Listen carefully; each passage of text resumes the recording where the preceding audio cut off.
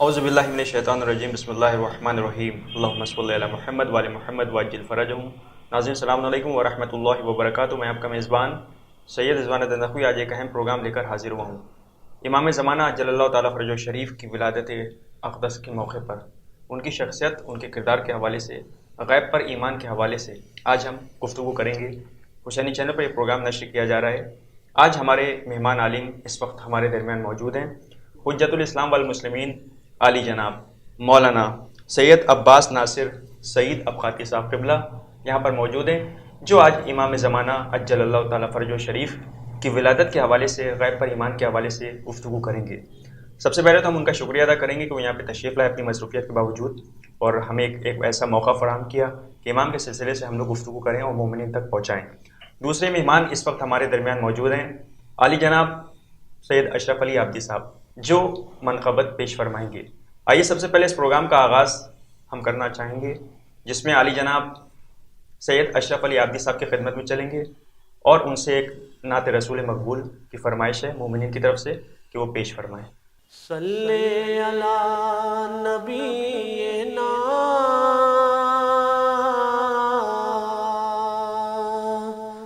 صلی علی محمد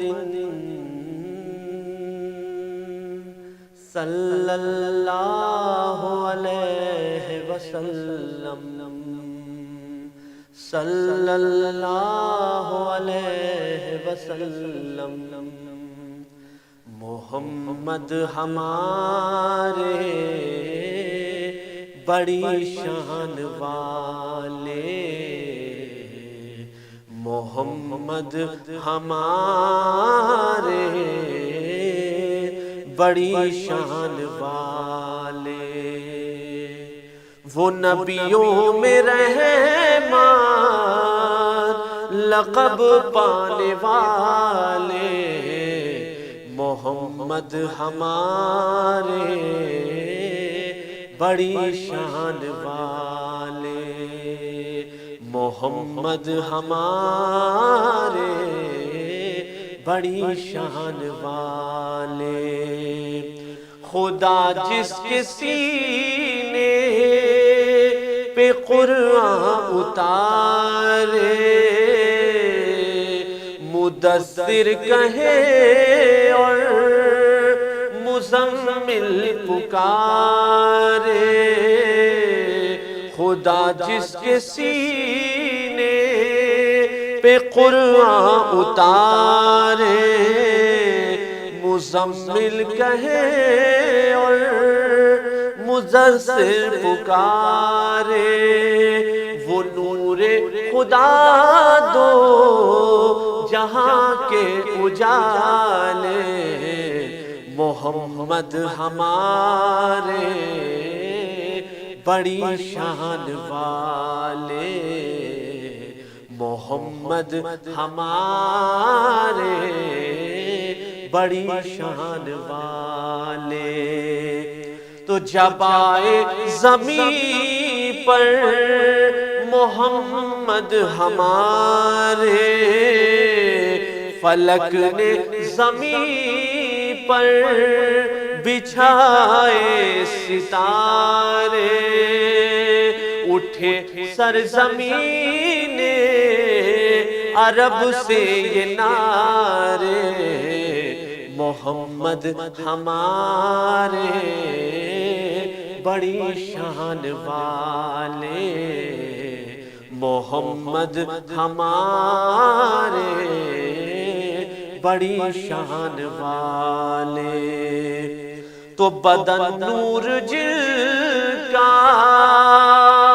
ہے، دل نور جن کا،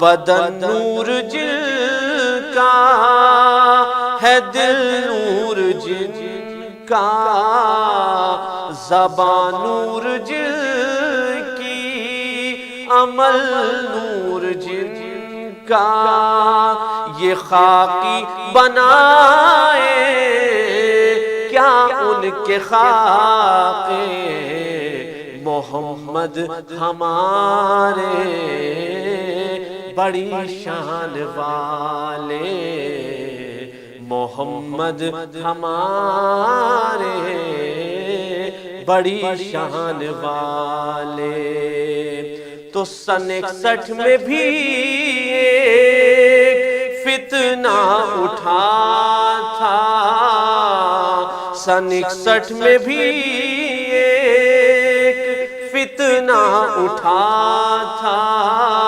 رسالت کی توہین جو کر رہا تھا، رسالت کی توہین جو کر رہا تھا، اٹھے تب یہ کہہ کر 72 جیالے، محمد ہمارے بڑی شان والے، صلی اللہ علیہ وسلم۔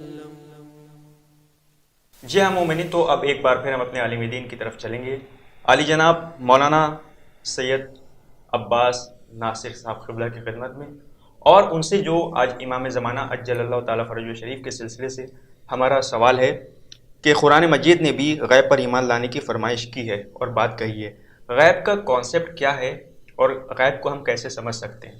یہ ہمارے مومنین کو آپ بتائیں۔ بسم اللہ الرحمن الرحیم۔ دیکھیے، سب سے پہلی بات تو یہ ہے کہ غیب، کیونکہ خدا خود غیب ہے، اور غیب پر ایمان لانے کی جو صراحت قرآن نے کی ہے، وہ ابتدا ہی میں قرآن نے بیان کر دیا کہ الذین یؤمنون بالغیب، یعنی متقین کی جو صفت بیان کی ہے وہ ہوتے ہیں کہ جو غیب پر ایمان لائیں۔ اور جو سب سے اہم مسئلہ ہے وہ مسئلہ توحید ہے، اور ظاہر سی بات ہے کہ خدا نظر نہیں آتا۔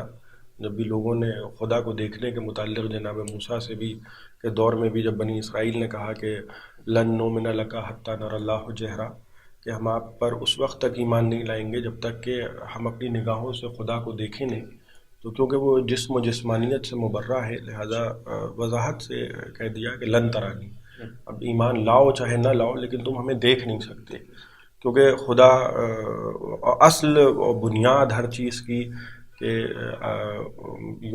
ذالک الکتاب لا ریب فیہ ھدی للمتقین الذین یؤمنون بالغیب، یعنی قرآن کا جو معیار ہے، جو آغاز قرآن ہے، وہ ایمان کی منزل سے نہیں ہو رہا ہے، بلکہ اس منزل سے ہو رہا ہے کہ جو تقوی کی منزل ہے، جس کے مافوق اگر ہم نظر کریں تو تقوی عصمت کے بعد بلند ترین منزل ہے، اور متقین وہ ہیں کہ جو اس خدا پر ایمان لائیں کہ جس کو وہ اپنی نگاہوں سے دیکھ نہیں سکتے۔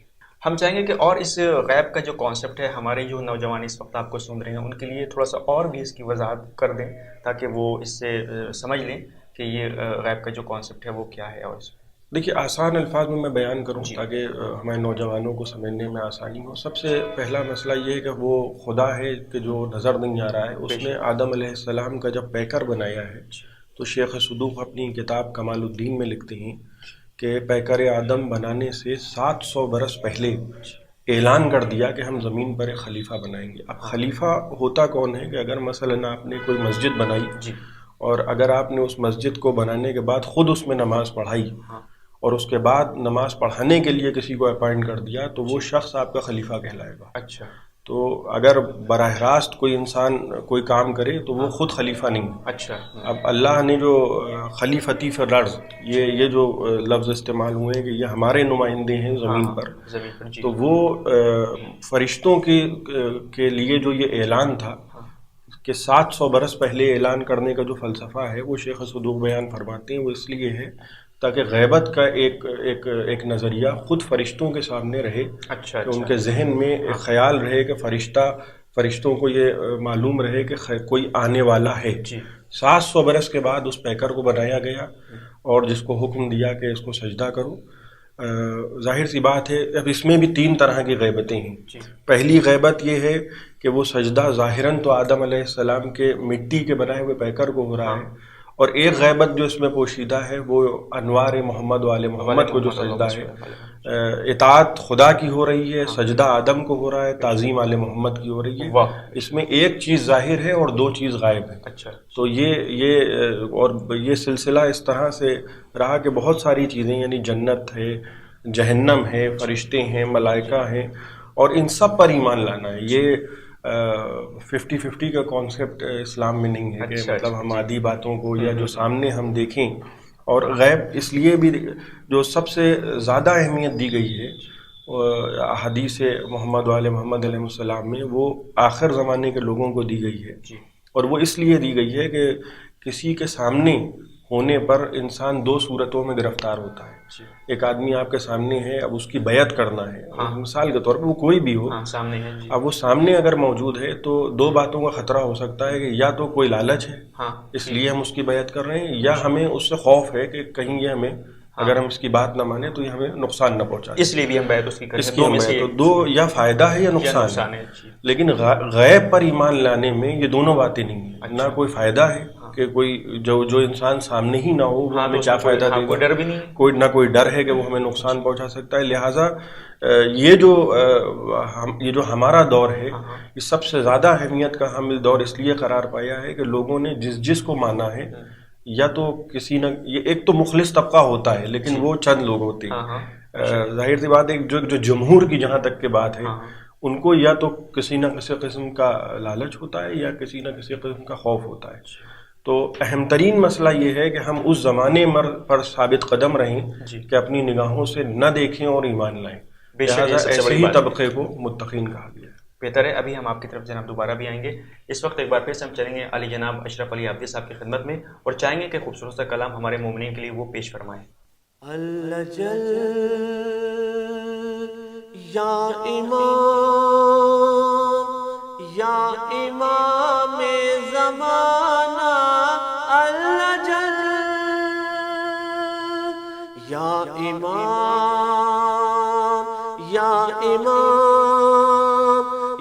امام زمانہ، اللہ جل گر ہو میری حیات میرے اختیار میں، صدیاں گزار دوں گا تیرے انتظار میں.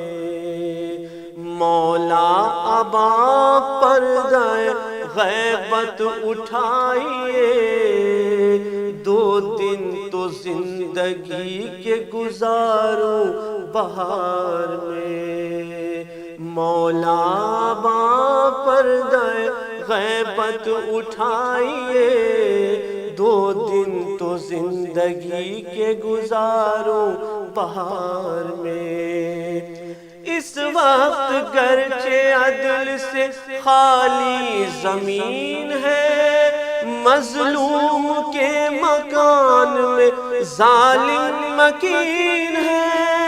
دنیا ستم شعار ہے، مغلوب دین ہے. مولا ضرور آئیں گے مجھ کو یقین ہے. آئے گی کچھ کمی نہ میرے اعتبار میں، صدیاں گزار دوں گا تیرے انتظار میں. مولا ابا پردہ غیبت اٹھائیے، 2 دن تو زندگی کے گزاروں بہار میں. سب لوگ خواہشات کے اب ہو گئے غلام، ابلیسیت کا دور ہے، بے پردگی ہے عام. پینے لگے لہو ہے تو کھانے لگے حرام، کہتا ہے دل کے بس ابھی آ جائیے امام. گر دیر ہے مشیت پروردگار میں، صدیاں گزار دوں گا تیرے انتظار میں. مشکل کے وقت ہم نے پکارا ہے یا حسین، غیبت کے امتحان میں سہارا ہے یا حسین.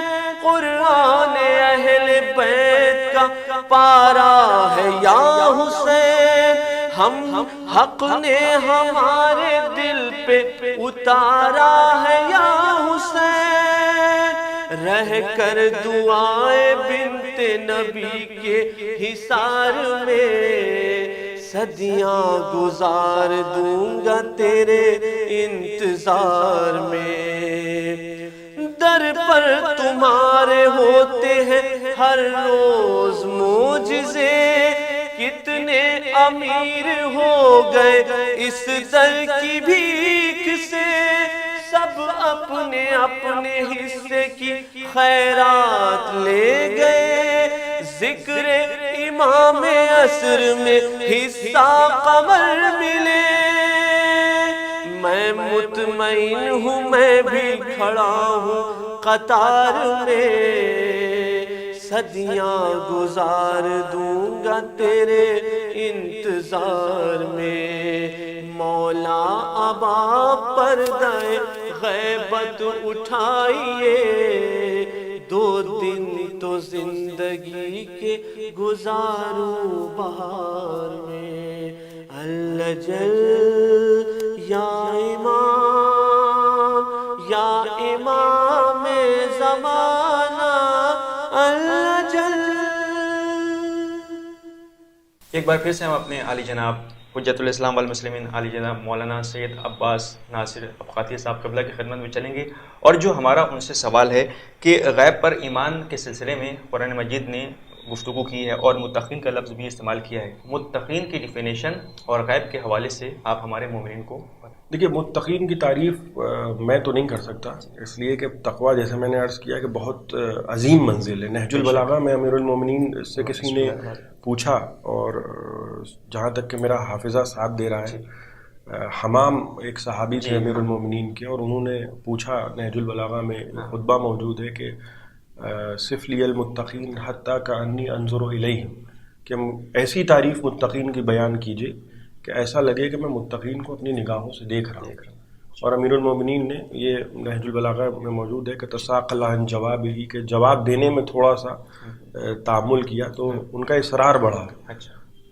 پھر جو امیر المومنین نے متقین کی صفت بیان کی، وہ ایسی صفتیں بیان کی ہیں متقین کی کہ خطبۃ المتقین نہج البلاغہ میں موجود ہے کہ تراہم قلیلاً عملہ کثیراً عملہ قلیلاً ضللہ، کہ تم ان کو دیکھو گے کہ بہت زیادہ عمل کرنے والے اور بہت ہی تواضع سے رہنے والے، اور یہ کہ وہ جو انہوں نے صفتیں مولا علی سے سنی تو وہ بے ہوش ہوئے اور اسی میں وہ گر کے مر گئے۔ اچھا، تو امیر المومنین نے فرمایا کہ مجھے اسی بات کا خوف تھا کہ جب میں متقین کی صفت بیان کروں گا تو یہ سن نہیں پائیں گے۔ بے شک اتنی زیادہ کچھ ایسی اہمیت قرآن نے متقین کی بیان کی ہے، وہ جو میں نے عرض کیا کہ اس سے مافوق فقط عصمت ہے۔ بے شک، اور قرآن نے آغاز ہی متقین کو سے کیا ہے، اور قرآن مجید میں جو اہمیت حاصل ہے، دیکھیے ولایت اور امامت بے شک یہ جز ہے نہ صرف مذہب کا بلکہ اسلام کا۔ بے شک اب کہیں کچھ چیزیں اہمیت پا گئی ہیں، ورنہ قرآن مجید میں بالکل وضاحت سے اور صراحت سے خدا نے بار بار یہ آیتیں نازل ہوئی کہ لقد کتبنا فی الزبور من بعد الذکر ان الارض یرثها عبادنا الصالحون، کہ ہم نے زبور میں لکھ دیا۔ یہ تو قرآن میں بیان ہو رہا ہے لیکن لکھا زبور میں گیا ہے کہ ہماری اس زمین کے وارث ہمارے صالح بندے ہوں گے۔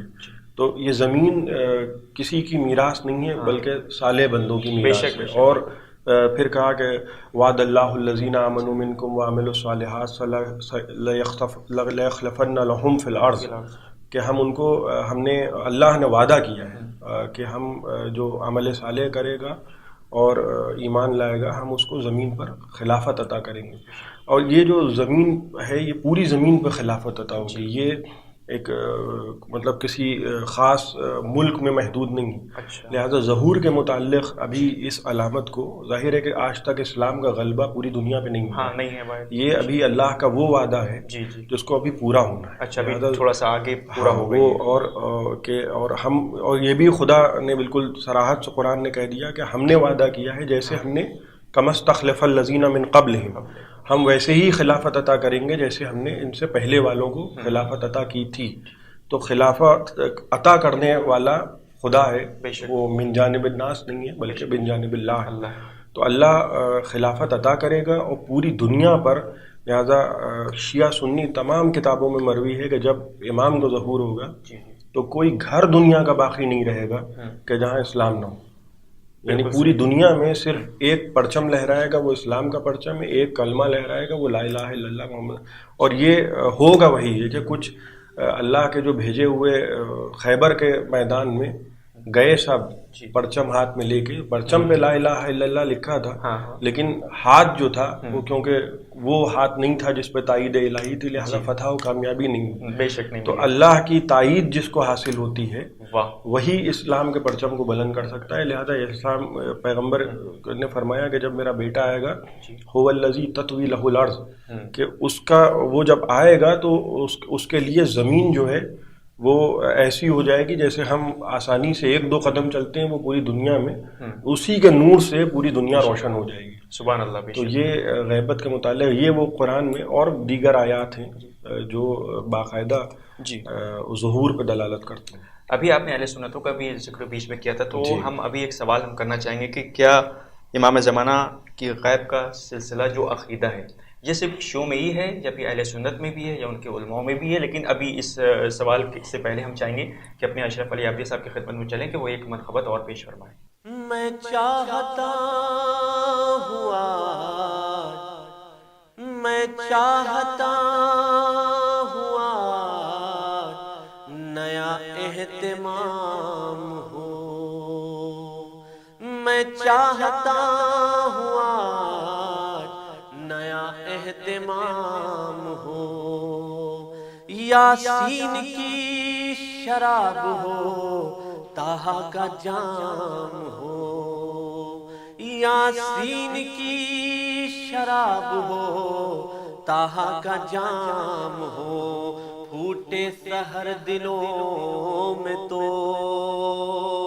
آنکھوں میں شام ہو، ہر رند کے لبوں پر خدا کا کلام ہو، ہر دل سے آج بغض کا کانٹا نکال دے، ہر دل سے آج بغض کا کانٹا نکال دے، دنیا کی خواہشوں کو جہنم میں ڈال دے، دنیا کی خواہشوں کو جہنم میں ڈال دے، ساغر میں ہر عطا کی کرن کھول کر پلا، سر پر لوائے حمدِ ثنا کھول کر پلا، چپ چپ سا کیوں ہے آج تو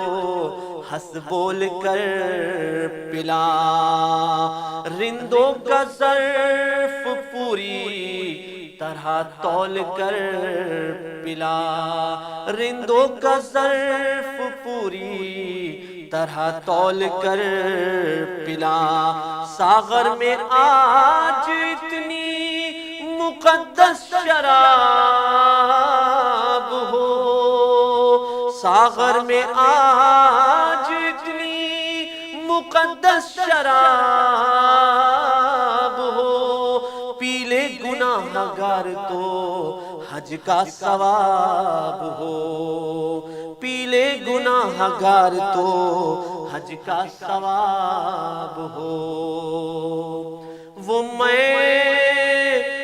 میں جو مصطفیٰ نے قصہ میں چھپا کے پی، اور فاطمہ نے اپنی حیا میں ملا کے پی، حسنین و مرتضیٰ نے جو محفل سجا کے پی، جبریل نے فلک سے زمین پر جو آ کے پی، جس کا نشہ نجات کا سامان ہو گیا، جس کا نشہ نجات کا سامان ہو گیا، سلمان پی کے فخر سلیمان ہو گیا، سلمان پی کے فخر سلیمان ہو گیا، سلمان پی کے فخر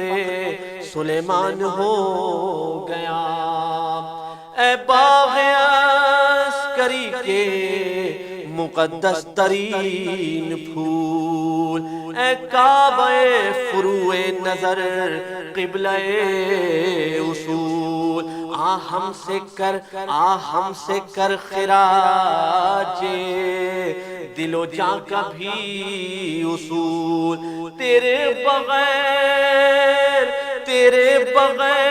ہم کو قیامت نہیں قبول، تیرے بغیر ہم کو قیامت نہیں قبول، دنیا نو مال و زرنا ویرا وزارت کے واسطے، ہم جی رہے ہیں تیری زیارت کے واسطے، ہم جی رہے ہیں تیری زیارت کے واسطے، ہم جی رہے ہیں تیری زیارت کے واسطے۔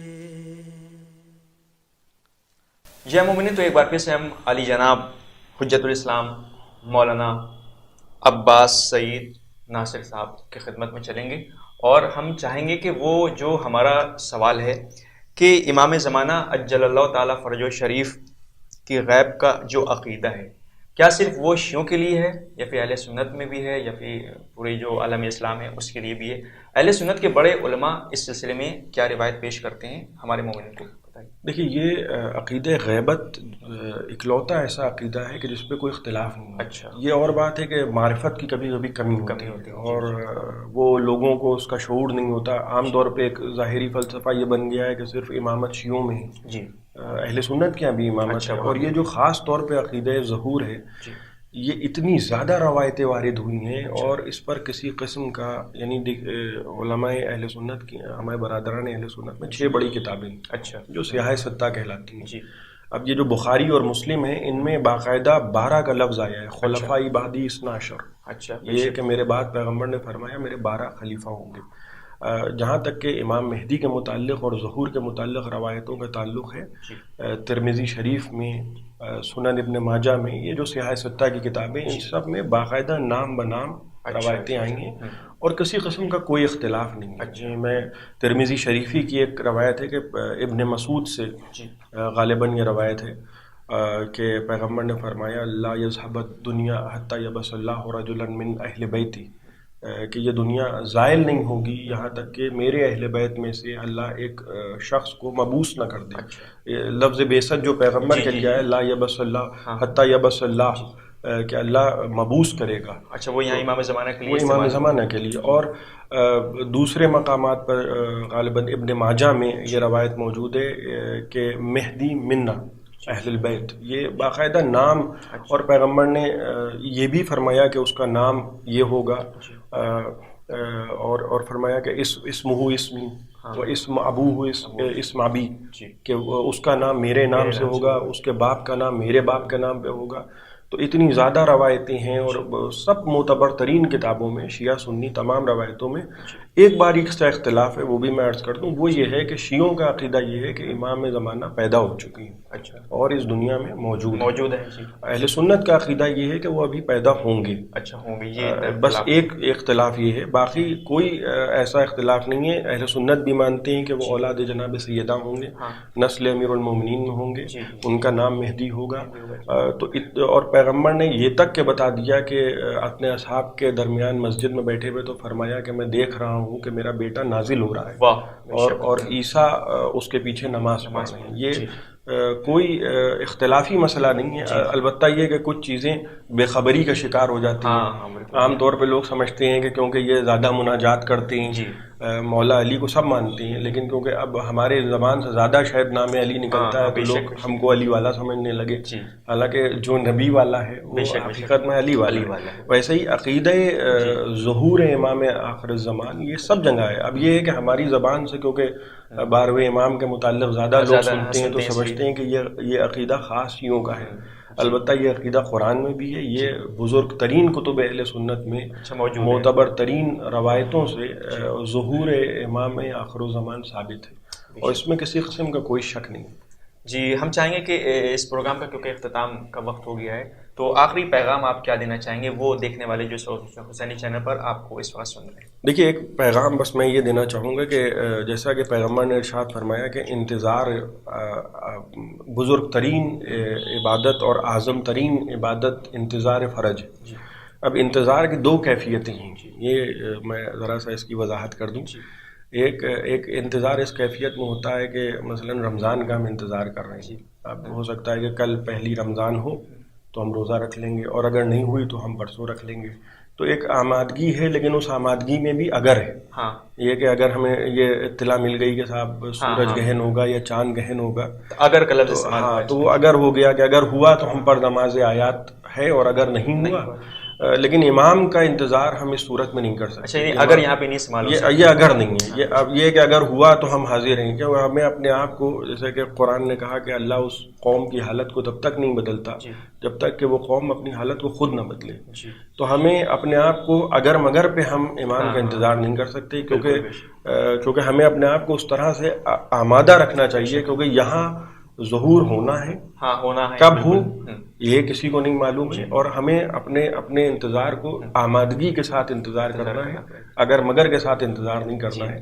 تو جیسا کہ نہج البلاغہ میں امیر المومنین نے فرمایا، عام طور پہ ہوتا یہ ہے کہ ہم بہت پوائنٹ آؤٹ کر دیتے ہیں بہت آسانی سے دوسرے کو کہ آپ ایسے ہیں، آپ ایسے ہیں. ایک معاشرہ بہت ہمارا ایسا ہو گیا ہے کہ دوسرے پہ ہم بہت جلدی اعتراض کرتے ہیں اور اپنے آپ کو جو ہے وہ اپنی اصلاح نہیں کر پاتی. بے شک. تو نہج البلاغہ میں ایسے امیر المومنین نے فرمایا کہ حاسب نفسک لنفسک، کہ اپنے نفس کا محاسبہ خود کرو، اور دوسرے کا محاسبہ کرنے کے لیے ہم اتھارٹی نہیں ہے، وہ خدا ہے، جو وہ کرے گا وہ ذمہ دار ہے. تو وہ خدا اس کا محاسبہ کرے گا. اگر اچھا کر رہا ہے تو خدا جانے، اور برا کر رہا ہے تو خدا جانے. جیسے نماز جنازہ جب پڑھی جاتی ہے تو یہ کہہ دیا جائے کہ پروردگار ہم اس کے متعلق اچھی باتوں کے علاوہ کچھ نہیں جانتے ہیں، باقی غیب کا علم رکھنے والا تو ہے. تو اپنے آپ کو ہمیں اس لحاظ سے آمادہ رکھنا چاہیے کہ اگر کل ہمارے سامنے وہ شخصیت آگے کھڑی ہو جائے کہ جو مثل رسول و امیر المومنین و حسن و حسین علیہ السلام ہے، تو ہمیں شرمندگی نہ ہو کہ ہم ایسا نہ ہو کہ ہم اپنے آپ کو پیچھے ڈھکیلیں کہ کہیں امام کی نظر پڑ گئی تو کیا ہوگا. پہلے سے ہم تیار ہو جائیں، ایسا کرنا چاہیے کہ ہمارا انتظار جو ہے وہ اگر مگر پہ مبنی نہ ہو، بلکہ ایسا ہو کہ کل ہم اس زمرے میں جب ہم کو اٹھایا جائے تو ہمیں یہ کہا جائے کہ ہاں یہ بھی ہمارے چاہنے والوں میں تھا. اور بس اسی دعا کے ساتھ آپ تمام حضرات کو میں امام کی ولادت کی مبارکباد پیش کرتا ہوں. بہت بہت شکریہ جناب ہم سے بات کرنے کے لیے، بہت بہت شکریہ.